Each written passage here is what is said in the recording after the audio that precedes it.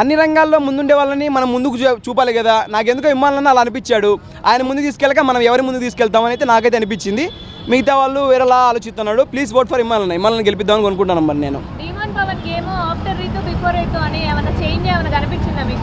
Change కనిపిస్తుంది కానీ మరి అండి, కాకపోతే ఒక వద్దులేండి మాట్లాడుకుంటే బాగోదు కానీ, కాకపోతే చేంజ్ అయితే అనిపించింది అనమాట. అంటే ప్రీవియస్ ఒకటి పెట్టాడు కదా, పైకి లేచి చెప్పు తీసి పైన పెట్టే అని చెప్పి. లాస్ట్ టైం కామెడీ జరిగింది, ఇప్పుడు కాన్ఫిడెంట్ కొట్టాడు. అంటే అమ్మాయిలు లేకపోతే కాన్ఫిడెంట్ కొడతారు, అంతే. వీక్నెస్ అమ్మాయిలు అనుకోవచ్చు. రీతు గారు వీక్నెస్ కదా, అమ్మాయిల వీక్నెస్ ఫస్ట్. వాళ్ళ ఫ్రెండ్స్ అండి, మంచి ఫ్రెండ్స్. అంటే ఎవరికైనా సరే కొంతమంది ఏంటంటే అలోంగా బతికేస్తారనమాట. ఎన్నోసార్లు చెప్పాను నాకులాగా. బయట కొంతమంది ఏంటంటే దే నీడ్ ఏంటంటే బాండింగ్స్ ఇఫ్ ఎనీవేర్. అంటే వాళ్ళు ఎక్కడికి వెళ్ళినా కూడా బాండింగ్ కోసం అనేది వెయిట్ చేస్తారనమాట. ఆ బాండింగ్స్ కావాలని కోరుకుంటారు.